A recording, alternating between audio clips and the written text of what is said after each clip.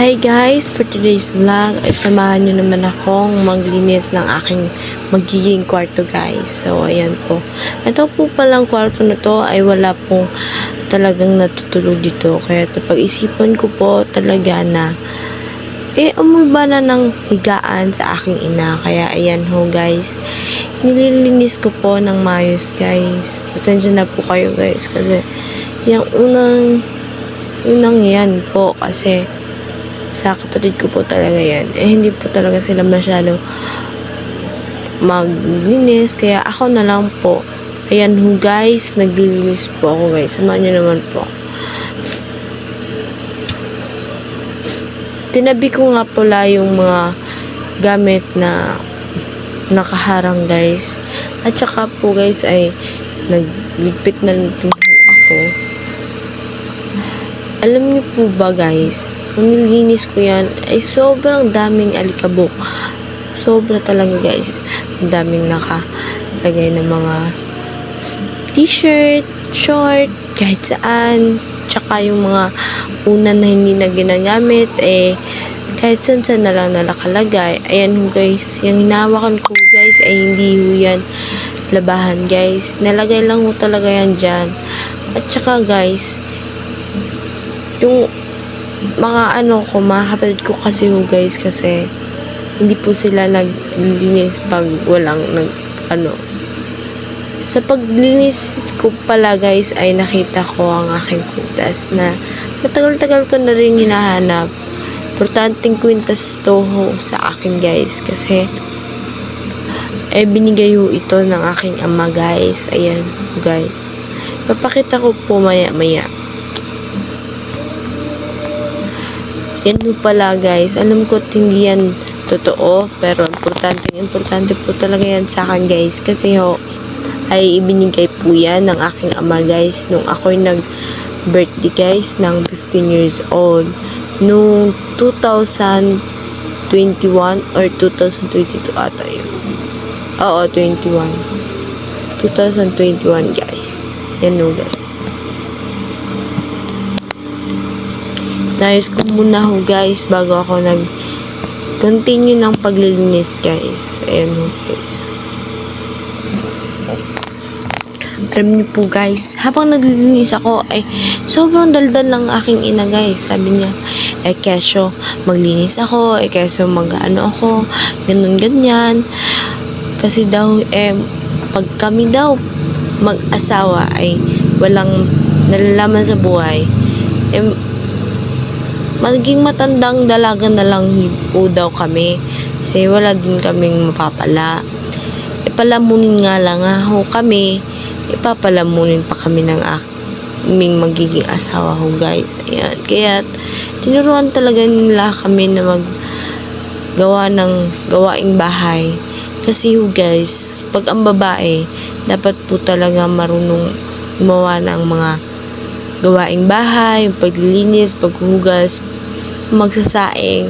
Lahat po yan ay gawain pambabae. Pero sa panahon natin ngayon ay pwede na ho yan sa mga panlalaki guys. Kaya guys, huwag kayong magagalit kung inuutusan kayo ng inyong mga magulang guys.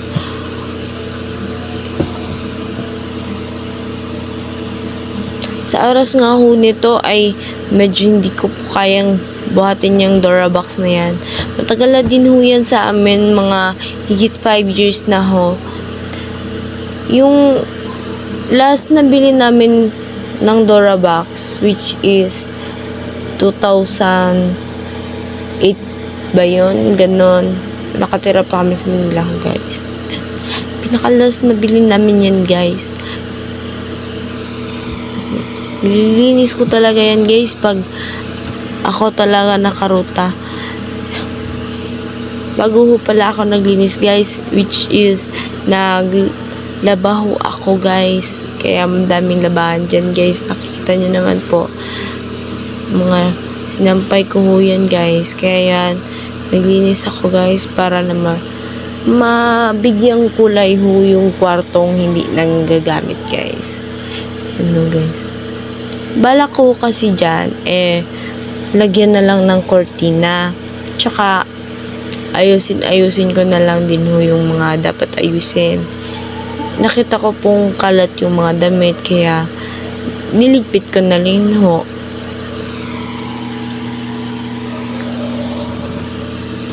Pagligpit ko ho dyan guys, ay nakita ko yung mga maliliit ng damit ng aking bunsong kapatid na lalaki guys. Kasi ho, kahit saan niya lang po yun nilalagay. Ayaw niya kasi yung mga gamit niya, yung yung sinusuot ng mga kaibigan niya. Kasi madalas pupunta dito yung kaibigan niya at hinihiram yung mga damit.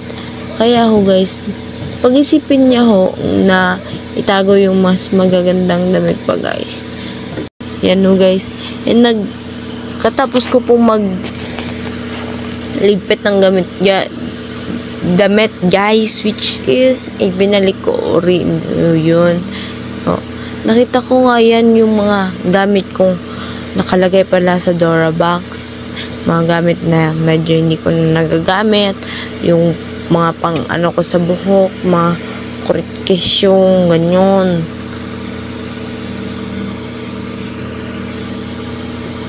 Konting linis lang po talaga ang kailangan dito sa kwarto. Hindi naman siya masyadong madumi, makalat. Talagang kailangan lang talaga linisin, lalo na dito na ho ako maghihiga. Pasensya na po't bulol-bulol ako guys, kasi medyo hindi pa ako komportable. Oo, medyo matagal na tong page na to. Gumawa din ako noon, pero bulol-bulol pa din. Ganun din ngayon. Ayan ho guys, tanggal ko na yung kurtina guys. Tsaka ibabalik ko din ho yan dyan ho sa gilid. Yan ko na lang ho ilalagay para naman mabuhayan. Kasi favorite color ko talaga, which is yellow, but I like pink din naman. Maganda kasi sa mata pag tingnan ang pink tsaka yung white. Yung yellow kasi masakit sa mata eh. Kaya ayan, kinuha ko na rin yan. Pasensya na po guys, naglinis talaga ako guys, kaya madami akong mga nakasampay dyan kasi naglaba ho ako. Ayan ho guys.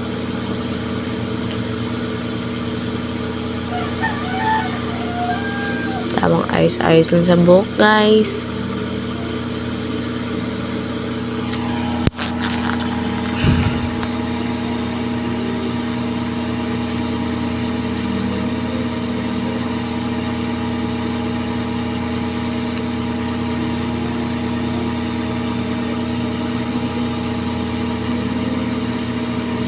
Ayun ho guys, ay nilagay ko na ho yung rutina guys. Bilisan ko na lang ho guys, kasi may mga gagawin pa talaga po ako. Hindi lang po kasi yung paglilinis ang aking trabaho guys. Ako kasi rin yung nagsasaing, naglilinis ng kwarto. At may lilinisin talaga rin po ako ng isang kwarto pa guys. Ito lang muna sa ngayon yung ipapakita kong kwartong lilinisin ko guys. Kasi ito lang naman din yung kwartong malinis ko na pinaganda ko, kasi nga ho, diba, dito ako matutulog guys. Kaya pinaganda ko po talaga. Yung mga kurtina nga din ho sa isang kwarto ay kinuha ko din po. Yan po. Nag-aalala kasi ako guys dyan, kasi medyo hindi maabot sa yung maabot sa pintuan yung kurtina guys. Kaya yun, naghanap ako ng paraan para malagyan din ng kurtina yun guys. Pero wala talaga, hindi talaga ako nakahanap. Kaya ganyan lang muna siya sa ngayon. Pangit naman po tingnan no, kung walang hindi ko tatalian yan. Kasi nakakita po yung dingding po namin. Kaya ganap ako ng tali. Ayan ho guys, nakahanap ako. At tatalian ho. Kuho yan. Yung nakakita, nakasilip kasi ho yung dingding namin guys. Pangit din ho kasi medyo tagal-tagal na yung dingding na yan. Kaya tinalian ko na lang ho guys. Ginamitan ko na po ng gunting para may butas po. Ayan.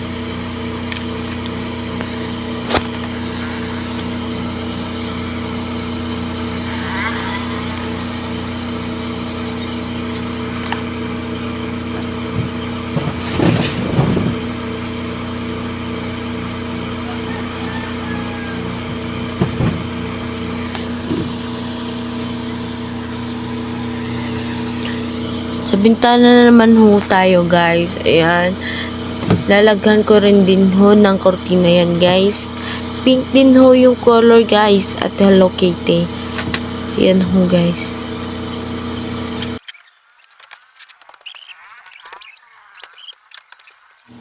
At ito na po yung kwarto ko guys. Natapos ko na pong linisin guys. Ayan po yung result niya guys.